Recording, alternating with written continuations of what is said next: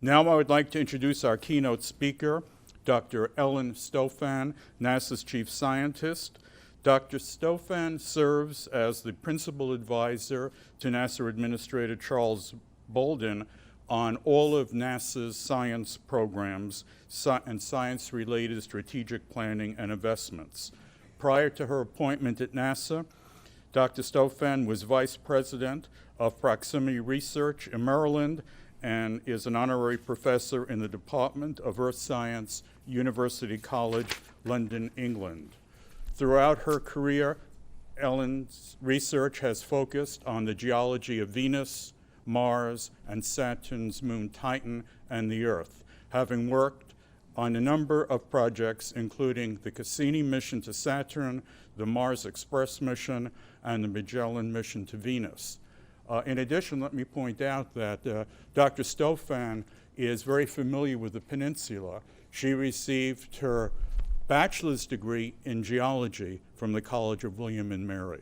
Ellen, welcome.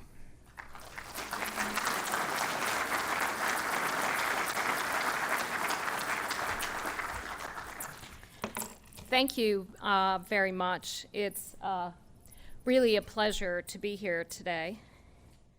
Let's see. And to be talking at this anniversary, and thank you, Dave, for hosting us here at Langley today.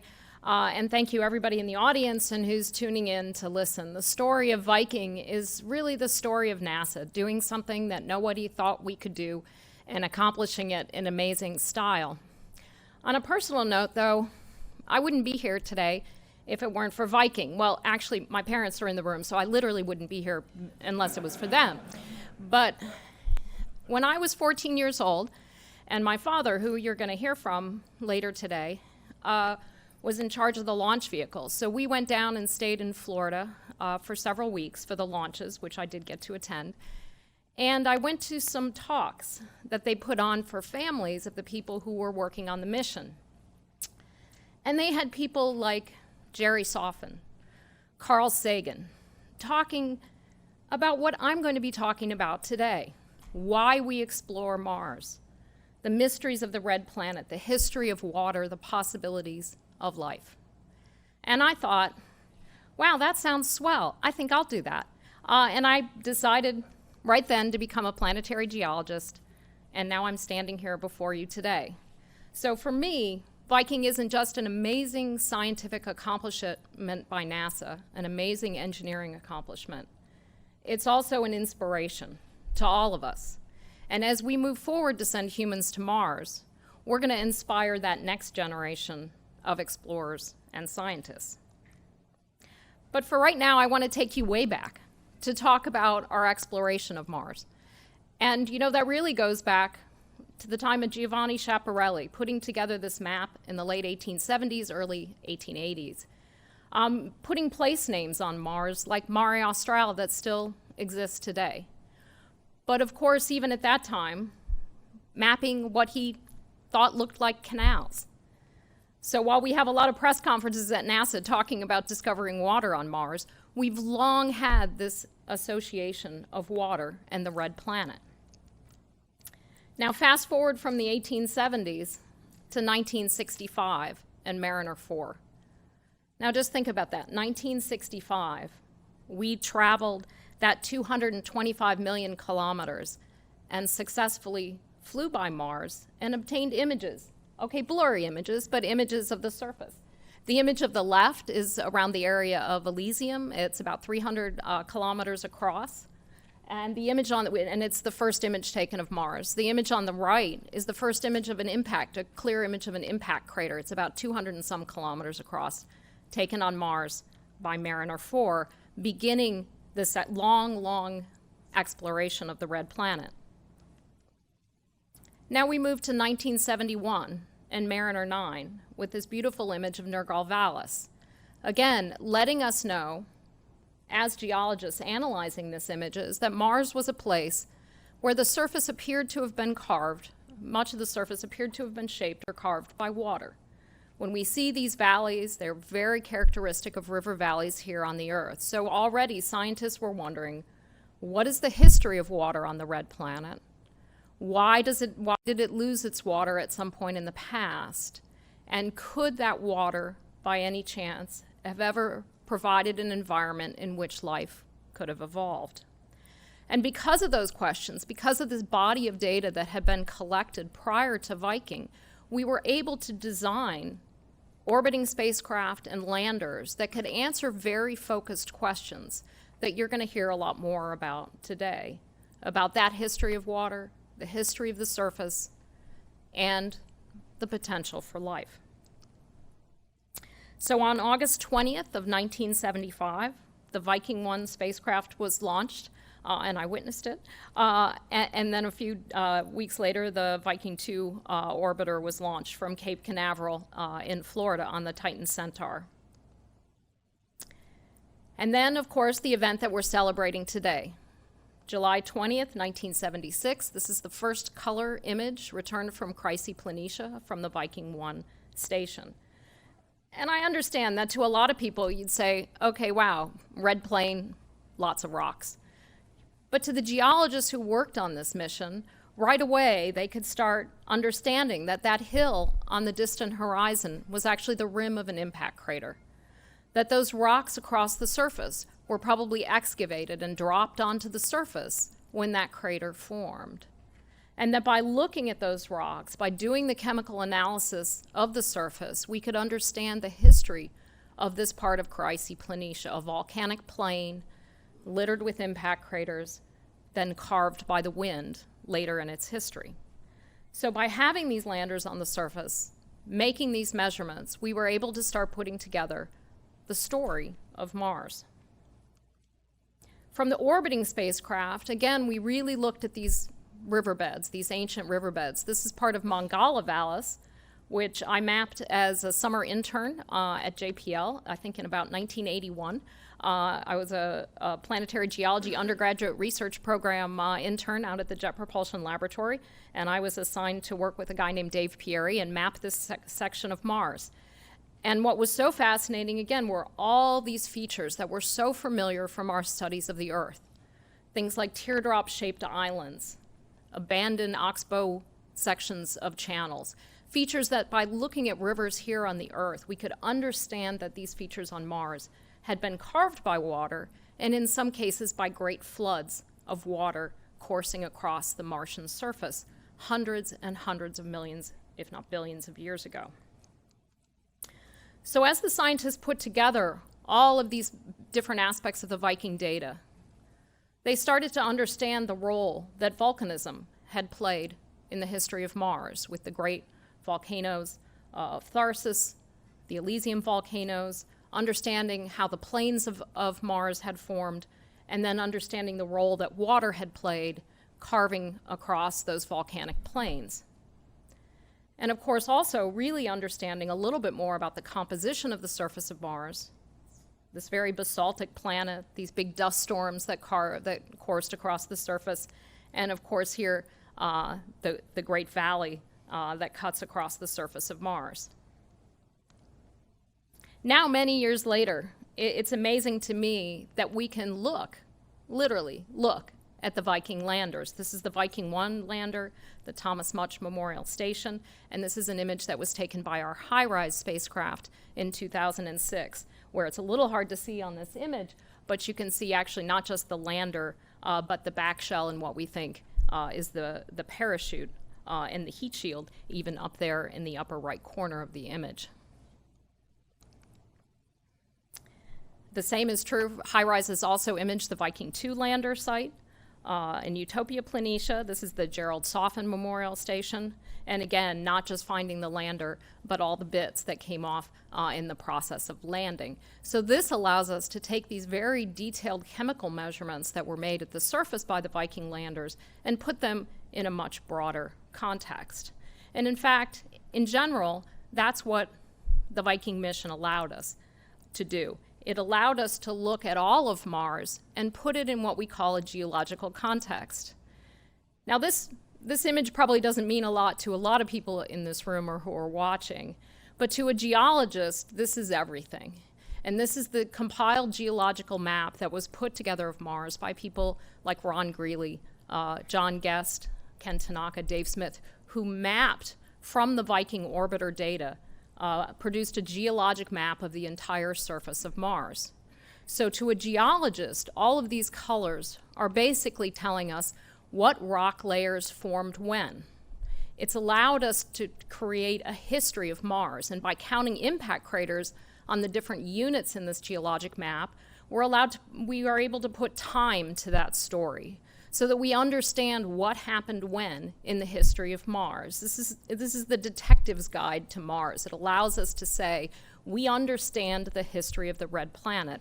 And again, all of this was done based on Viking orbiter data, really allowing us to understand the history, the overall geologic history of the red planet.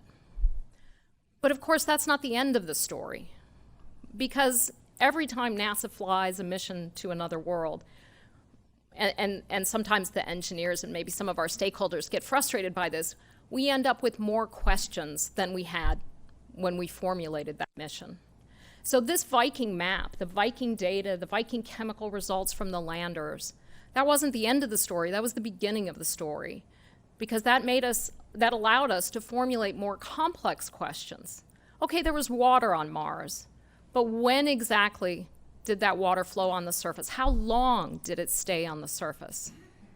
What was the chemistry exactly of that water? Was it acidic? Was it basic? Would it have been conducive to the evolution of life?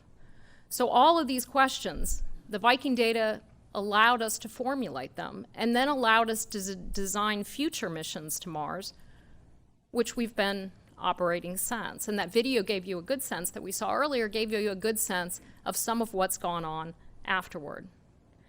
Right now on the surface of Mars, we have two rovers operating, the Opportunity rover and the Curiosity rover, moving across the surface of Mars, making measurements, trying to, again, get at those very specific questions about the history of water on Mars that the Viking mission allowed us to formulate. And you're going to hear a lot more about the results, especially from Curiosity, later today. So it really has been about following the water. But from Curiosity to the InSight mission we have planned to launch in 2018, to the ExoMars rover, which will launch in 2020, along with our science rover in 2020, we're really changing gears. We're not just trying to get at answering these questions about the history of life on Mars. We're also getting ready for the next stage of Mars exploration, which is getting humans to the red planet. So when we landed the Curiosity rover on Mars, for example, we were taking measurements as we descended through the atmosphere to help us better design future entry, descent, and landing systems that would be carrying much heavier payloads, things like people. We've been measuring with the Curiosity rover the radiation environment on the surface of Mars, trying to make sure that we understand how much radiation a future astronaut on the surface of Mars would get. And we've put that planning very much into the Mars 2020 rover, and again, you're going to be hearing more about that rover later today.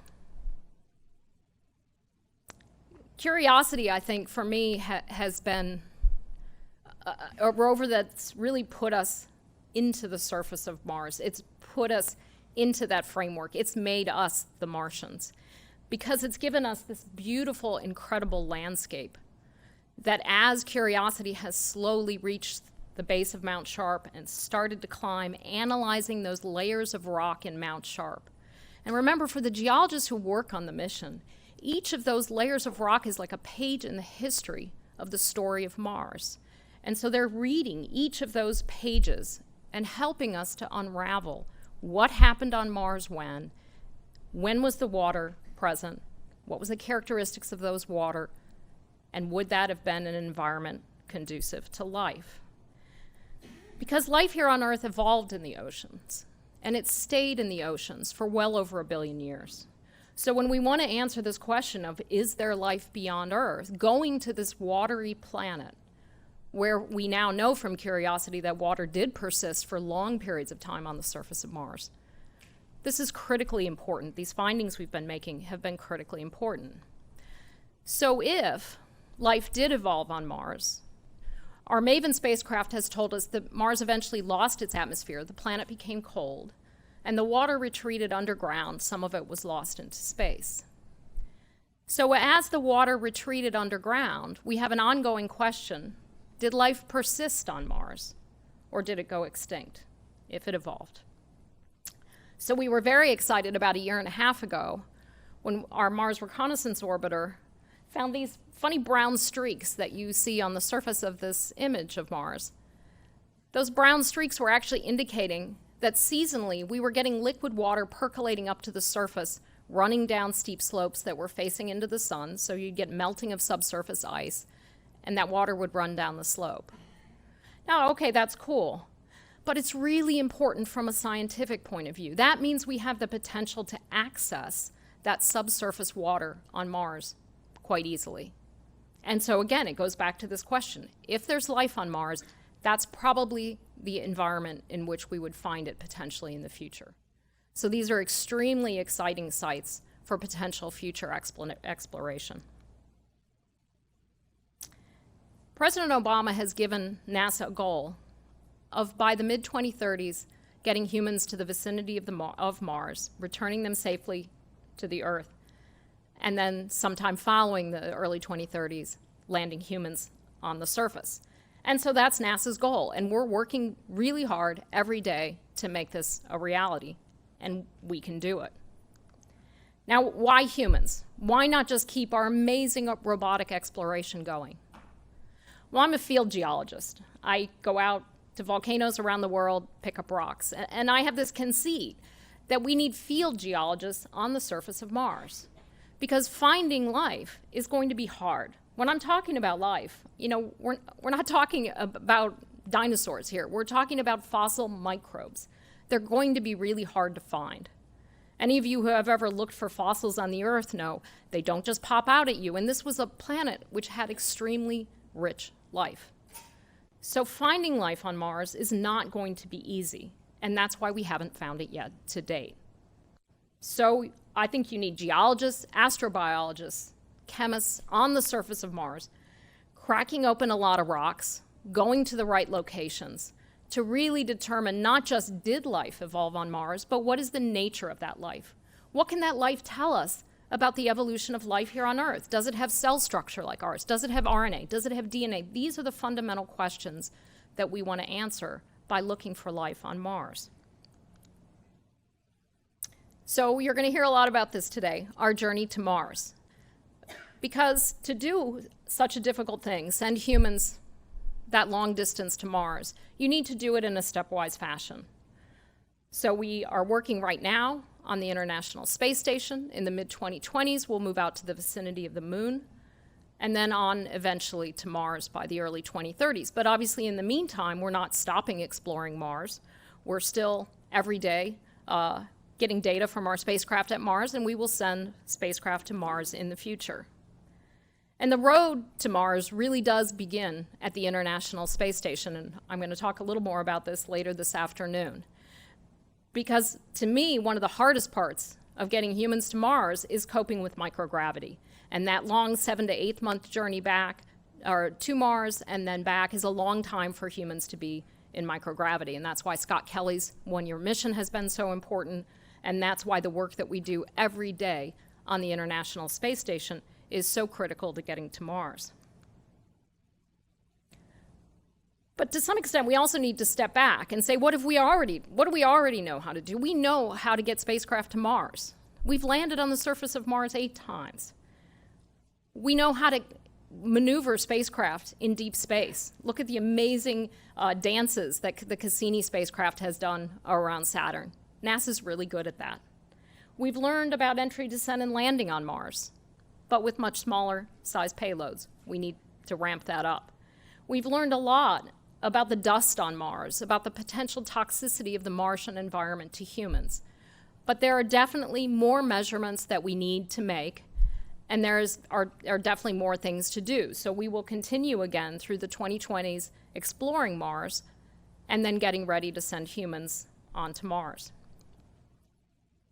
So right now, we're looking in the early 2020s. We'll need to send an orbiter to Mars, and NASA just this past week selected some concept studies for orbital orbiters.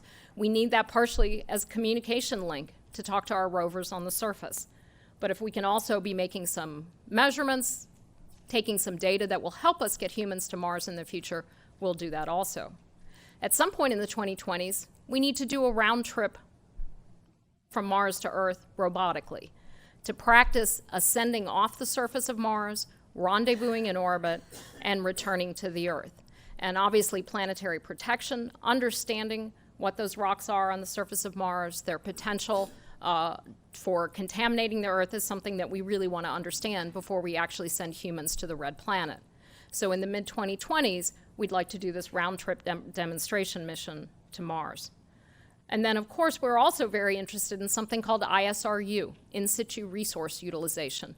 That's, can we use resources on Mars to either help astronauts on the surface of Mars, or even help us get back off the surface in terms of doing things like producing rocket fuel on the surface. But don't get me wrong, Mars is hard. This is a real challenge that we have in front of us. It's a really long distance to send humans. Time in microgravity is not easy. We get bone density loss, muscle wasting, there's radiation exposure. So again, that's the work we do every day on the International Space Station to buy down those risks. And in the mid-2020s, which you'll hear more about later, we'd like to put a habitat out in the vicinity of the moon that will serve as the prototype for the Mars transfer vehicle. And we'll do more research to understand that long-term effects of mixed field radiation, which is what you get out in cislunar space. You get a combination of radiation coming from the sun, which we're very good at shielding against, and you get radiation from galactic cosmic rays, which we have a very hard time shielding against because they're such energetic particles. There's a huge comm delay at Mars. You have up to about a half-hour comm delay. Now, obviously, that's hard operationally if you have humans on the surface, where we're used to on the International Space Station being able to talk to the astronauts anytime we want very quickly. But it's also actually hard for astronauts' mental health. Just think, you want to talk to your family. Your family on the Earth says, hello. An hour later, they hear, what? So this whole issue of the long-distance communication, how we accommodate that from the astronaut's point of view, from an operational point of view, is something that we need to work on. Of course, we need to get cargo to Mars, so there's the aspect of that. We come in very fast. Right now, we don't know how to land very large payloads on Mars, but we're working on it. And this whole issue of, can we use Mars resources, for example, to manufacture rocket fuel? The first step toward Mars, you're going to really see, the first step is always going on the International Space Station. But in 2018, we're going to take a giant step forward. And that's when we're going to launch for the first time without a crew the Space Launch System, our new rocket that we're building to get humans out beyond low Earth orbit, with the Orion capsule on top. That first mission will just go out around the moon, orbit, come back, descent, and land back on the Earth. But this will be an incredibly important milestone. We need that heavy lift launch vehicle to move humans out beyond low Earth orbit, where we've been now for so long. So every day, we're working on the technologies that we need to go to Mars, things like solar or electric propulsion, things like how do we decelerate in that Mars thin atmosphere. How do we live on the surface? We look at prototypes for how we might rove with humans on the surface, how we might have habitation modules for humans on the surface. How do we feed astronauts on the surface of Mars or on these long space journeys? We're working on these technologies every day at NASA. But I really wanted to come back to the point that when we're doing this, when we're preparing for this journey to Mars, it's the people of NASA who are working on these technologies. It's the people in our contractor families. It's our international partners. It's the private space sector that we partner with. It's all of these people who are doing the hard work, who are dedicated, who really believe in this vision of getting humans to Mars in the early 2030s. So it made me reflect back on, it was the people of Viking. You're going to hear a lot about cool data today. You're going to hear a lot about the amazing findings we've been learning about from Curiosity, what we're going to do in the future. But it all really rested on those people of Viking who built the launch vehicle, who built the spacecraft, who designed the instruments, and who interpreted the data. Because as an agency, a lot of the times we talk about our stuff, our rockets, our spacecraft, but it's the people behind all those things who are really accomplishing these amazing things. So today really is all about the evolution of a Martian. From those early days in 1965 with Mariner 4, all the way through Viking up to the present day and our Curiosity spacecraft and our vision of getting humans to Mars in the early 2030s. It's this path that we're on, and again, Viking was such a critical hinge point in that of really allowing us to see Mars was a wet planet, water was present for long periods of time on the surface, and Mars has the potential, more than any other place in this solar system, of helping us to answer this question of, are we alone in our universe? And we now know from all the data that we are on the verge of answering this question, and we will get humans to Mars in the 2030s. Thank you.